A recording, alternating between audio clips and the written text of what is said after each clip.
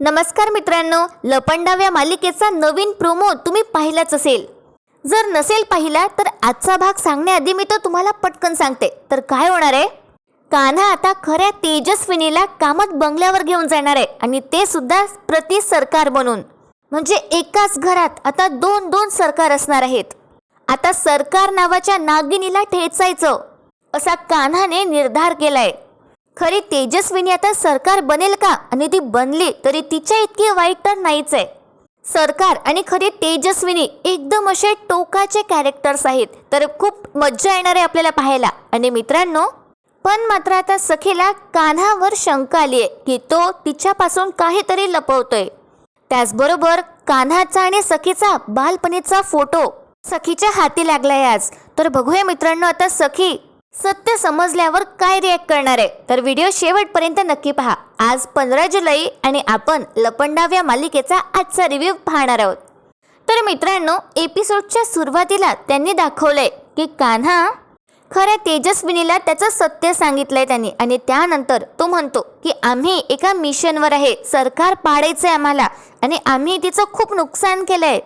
फक्त आता थोडे दिवस तुम्हाला वाट पाहावी लागेल आणि मग तुमची आणि तुमच्या मुलीची भेट नक्कीच घडून मी आणणार. आपल्याला कोणीच थांबवू शकत नाही. आणि आता मित्रांनो, मज्जा येणार आहे. काय होतं, कान्हाला सखीचा फोन येतो. कान्हा म्हणतो 1 मिनिट. तर फोन घेण्याआधी तेजस्विनी म्हणते, फोन स्पीकरवर ठेवशील? मी काहीच बोलणार नाही, मला तिचा आवाज ऐकता येईल. कान्हा आता तसंच करतो. कान्हा फोन स्पीकरवर टाकतो. तर आता सखी म्हणते, कुठे गेला होता आणि तू आहे तरी कुठे? मगासपासनं किती विजा कडकडताय, पाऊस येतोय. मला सांग, तू बाईक घेऊन गेलायस का? कान्हा आता गप्प असतो. सखी म्हणते, अरे काहीतरी बोल. कान्हा आता जरा विचार करतो आणि सखीला सांगतो, मी एकीने इकडे घरी आलो होतो, माना माझी आठवण येत होती. सखी म्हणते, खरं सांगतोय का? मग आजूबाजूला इतकी शांतता का आहे? आता सगळे एकमेकांकडे पाहतात आणि कान्हा त्याच्या माला इशारा करतो आणि म्हणतो, मा प्लीज काहीतरी बोला. तर आता मा बोलतात आणि म्हणतात, कबीर आता आलाच आहेस तर काहीतरी खाऊन जा. आणि कान्हा पण म्हणतो, हो मा. आता सखीचा विश्वास बसावा म्हणून सगळं सुरू असतं. पण आता फोन स्पीकरवर असतो आणि सखी म्हणते, बाप रे, आज हा मेथीचा लाडू इतका गोड कसं काय बोलतोय रे, असं सखी माला म्हणते चक्क. आणि मा सुद्धा आता कान्हाकडे बघतात आणि तेजस्विनी पण डोक्यावर हात ठेवते. कान्हा म्हणतो, मी फोन ठेवतो हा, आता आपण आल्यावर बोलू. सखी म्हणते, आल्यावर काय बोलू? आल्यावर तुला माझा ओरडा खायचाय. किती पसारा केलास, सगळे फोटोज पडले होते, सगळे कपडे पडले होते, मी आवरलंय सगळं. आता सखी थोडी इमोशनल होते आणि कान्हाला म्हणते, सगळं आवरताना मला माझा आणि आईचा एक फोटो सापडला, माझ्या लहानपणीचा. आणि त्यानंतर आता तर माझी खात्रीच पडली आहे, माझ्या आयुष्यात प्रेम नाहीच आहे. माझ्या आयुष्यात मी ज्यांच्यावर प्रेम केलं सगळे मला सोडून जात आहे. बाबांवर प्रेम केलं ते सोडून गेलेत. माझं माझ्या आईवर खूप प्रेम होतं, ती सुद्धा मला सोडून गेली. आता मी वर गेल्यावर मी माझ्या आई बाबांना शोधून काढणार आहे आणि माझा सगळा फॅमिली टाईम मी स्पेंड करेल. त्यांचा हात मी घट्ट पकडून ठेवेन की त्यांना परत कुठेच जाऊ देणार नाही. सखी आता इमोशनल होते आणि रडायला लागते. आणि सखी म्हणते, आता जसे ते दिसत आहेत ना फोटोमध्ये, मी त्या लुकमध्ये त्यांच्यासोबत फोटो काढेन त्या जगात. आता सखी रडते आणि फोन असा बाजूला ठेवते. तिकडनं आता तेजस्विनी म्हणते, सखी. पण सखीने फोन ठेवला असतो म्हणून तिला आवाज जात नाही. कान्हा आता तेजस्विनीला सखीचा रिसेंट फोटो दाखवतो आणि तो फोटो बघून तेजस्विनी खूप इमोशनल होते. ती सखीचा फोटो असं जवळ घेते, त्या फोटोची ती पप्पी घेते सखीच्या आणि तिला हक करते. सगळे जुन्या मोमेंट्स इथे आता तेजस्विनी आठवू लागते, जे तिने सखीसोबत घालवल्या होत्या परत आल्यावर. आणि बघा मित्रांनो, आता प्रश्न येतो की तेजस्विनी कुठे राहणार आहे. तुम्हाला पण प्रश्न पडलाच असेल. तर आता काय होतं, आता तेजस्विनी कान्हाचा फोन त्याला परत देते. कान्हा म्हणतो, तुम्ही काळजी करू नका, मी तुम्हाला शब्द देतो. हा कबीरचा शब्द आहे, तुमच्या मुलीच्या बालमित्राचा शब्द. मी तुमची आणि सखीची भेट घडवून आणेल आणि एक दिवस असा येईल की तुम्ही या फोटोचा नाही तर सखीचा पापा घ्याल. तिला तुम्ही जवळ घ्याल, तिच्यावर भरपूर प्रेम कराल, तिच्यासाठी अंगाई गीत गाल. यासाठी थोडी वाट पाहावी लागेल, पण तो दिवस नक्की येईल, तुम्हाला मी वचन देतो. आता काय होतं, मा कान्हाला म्हणतात, चला उशीर झालाय, निघायला हवं. कान्हा म्हणतो, मा आपण आहे की नाही यांना आपल्या घरी घेऊन जायला हवं. मा म्हणतात, का? तिला हॉटेलमध्ये राहू दे. कान्हा आता म्हणतो, मा परक्या लोकांना हॉटेलमध्ये ठेवलं जातं आणि तसंही हे आपले आहेत आणि तसंही यांना आपल्या घरी ठेवणं सेफ आहे, तेच योग्य आहे. हॉटेलवर त्या सेफ नसतील. जर कोणी यांना तिकडे बघितलं तर प्रॉब्लेम होईल ना. कान्हा त्याच्या माला कन्व्हिन्स करतो आणि तेजस्विनी कान्हाकडे बघतच राहते की हा किती छान मुलगा आहे, किती काळजी वगैरे करतो आपली. तर कान्हा म्हणतो मला की आपल्या घरीच ठेवा यांना, म्हणजे तिथे कोणीच येणार नाही, सखी पण नाही आणि मनस्विनी पण नाही. मा म्हणतात, ठीक आहे, सुरक्षेचा विचार करते आणि मी हे मान्य करते, पण सुरक्षेचा आणि काळजी करण्याचा विचार फक्त सासरच्यांच्या बाबतीत का होतोय?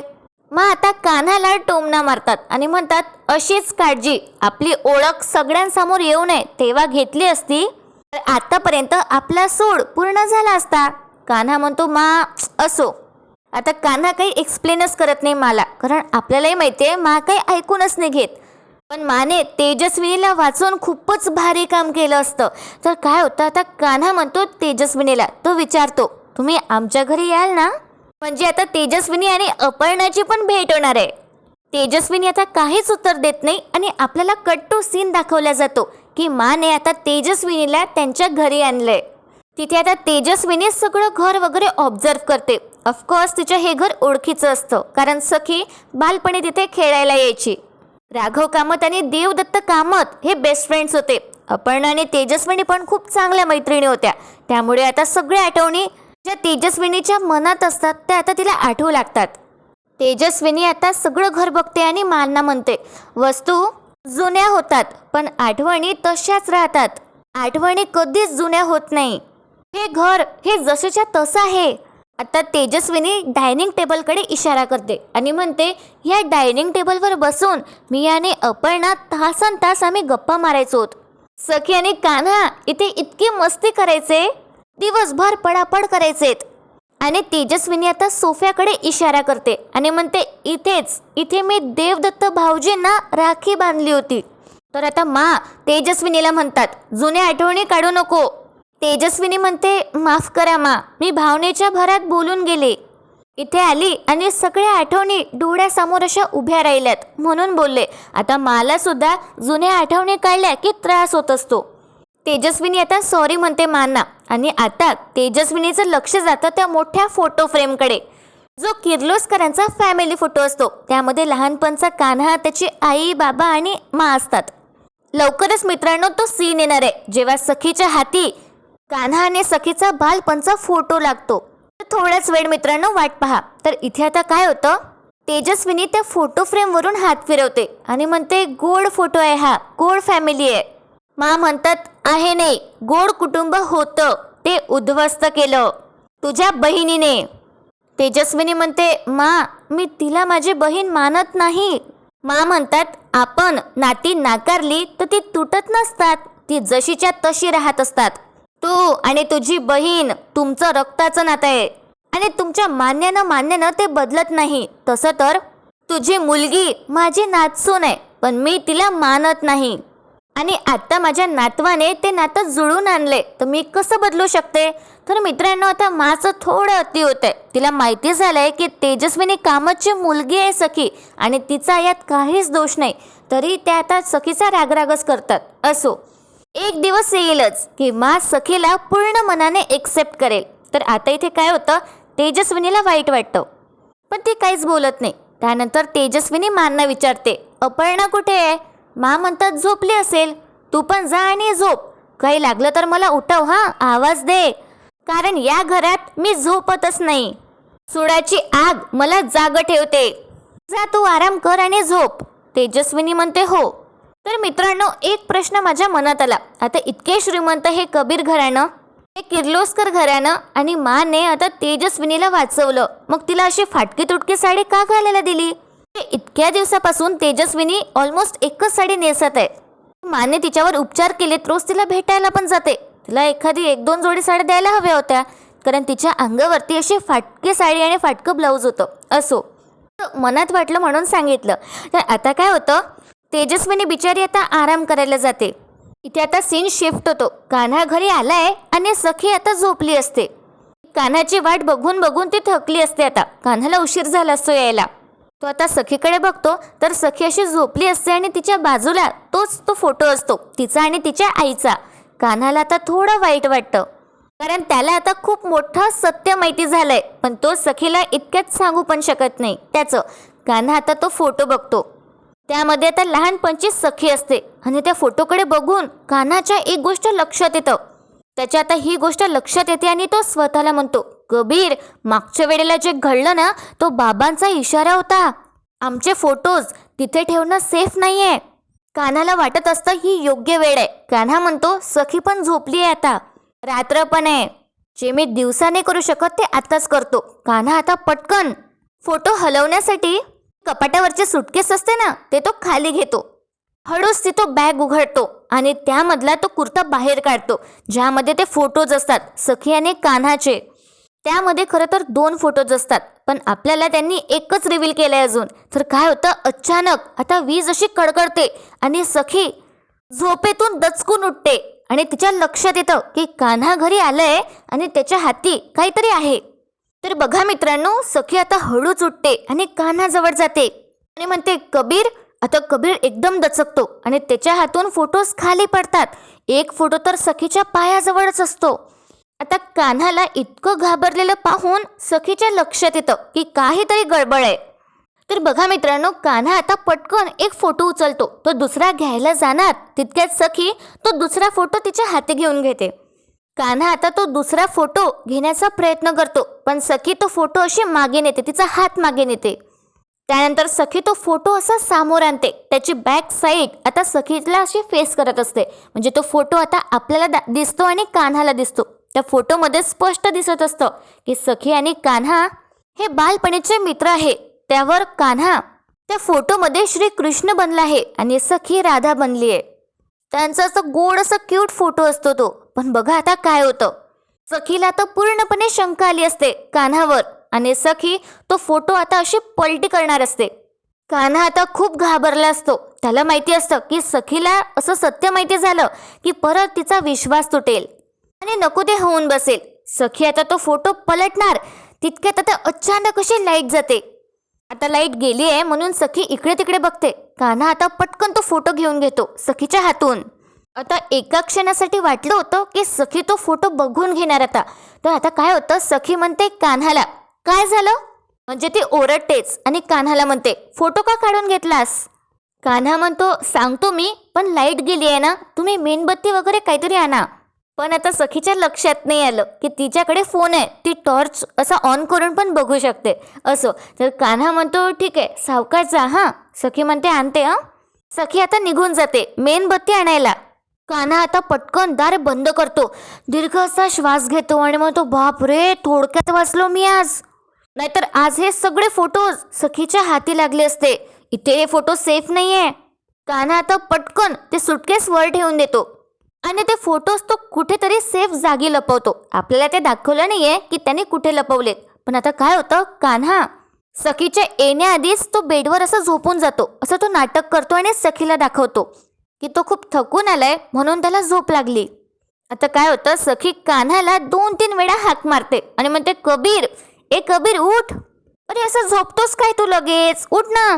सखी आता कान्हाकडे बघते तर कान्हाने इथे कमाल ऍक्टिंग केली आहे. सखी म्हणते, अच्छा, हा खरंच झोपलाय का? तो कुणाचा फोटो होता काय माहिती, असू दे, त्याला उद्या विचारते मी. सखी आता मेणबत्ती घेऊन आलीच असते. सखी आता दार बंद करते, मेणबत्ती बाजूला ठेवते आणि ती पण झोपायला जाते. त्या सखी आणि कान्हाच्या मध्ये ते मोरपीस असतंच. कान्हा आता हळूच त्याचा असा एक डोळा उघडून बघतो. सखी आता झोपली आहे की नाही पाहायला. सखी आता झोपली असते. आता कान्हाने काय केलंय काय माहिती मित्रांनो त्या फोटोचं. कारण कान्हा आता सखीकडे बघतो आणि मनात म्हणतो, बेबी सरकार, मला आवडत नाही हो तुमच्याशी लपंडाव खेळायला, पण काय करू, पर्याय नाहीये. पण तुम्हाला तो फोटो आता कधीच सापडणार नाही. त्यानंतर सखी आणि कान्हा आता असे झोपून जातात आणि दुसरा दिवस येतो. आता कान्हा ऑफिससाठी पटकन रेडी होतो घाईतच आणि तो निघणार असतो. सखी म्हणते, घाईत आहे का खूप? कान्हा म्हणतो, हो. सखी म्हणते, काल रात्रीबद्दल काही बोलायचं नाही का आपण? कान्हा आधी तर नाटकच करतो आणि म्हणतो काल रात्री काय घडलं होतं काल. सखी म्हणते ओव्हर स्मार्ट बनू नकोस, मी फोटोज बद्दल विचारतीये.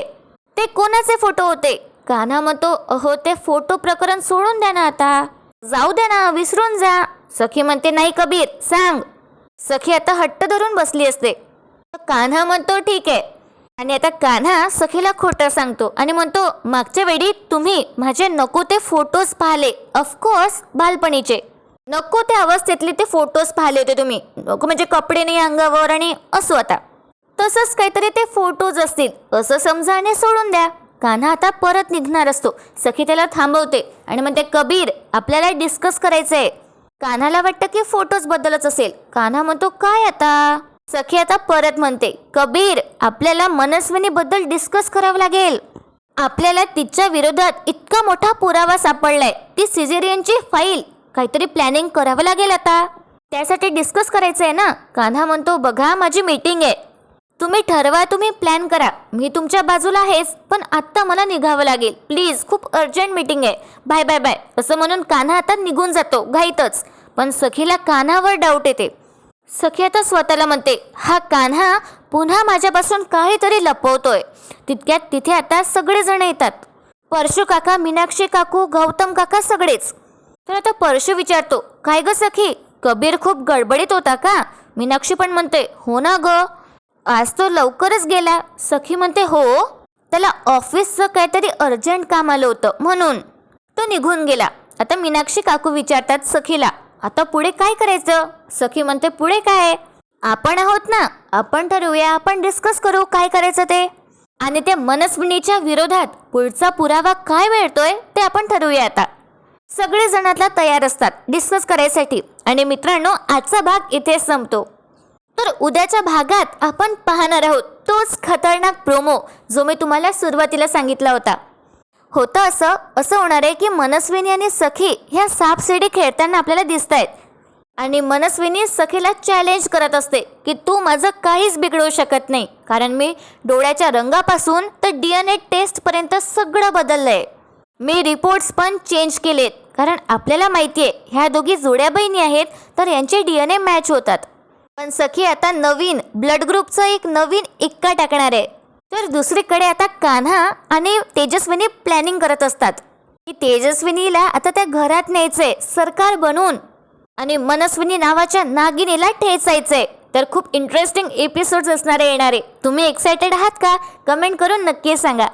आणि मित्रांनो आजचा आपला रिव्ह्यू कसा वाटला ते पण सांगा. आजचा भाग नक्की टीव्हीवर पहा, तो पण कसा वाटला ते सुद्धा कमेंट करून नक्की कळवा. आपल्या व्हिडिओला लाईक करायला विसरू नका आणि चॅनलला मालिकेच्या खऱ्या रिव्ह्यूसाठी आणि लेटेस्ट अपडेटसाठी सबस्क्राईब करा. व्हिडिओ शेवटपर्यंत पाहण्यासाठी खूप खूप धन्यवाद. भेटूया उद्या एका धमाकेदार एपिसोडसोबत. उद्याचा एपिसोड मिस करू नका. थँक्यू.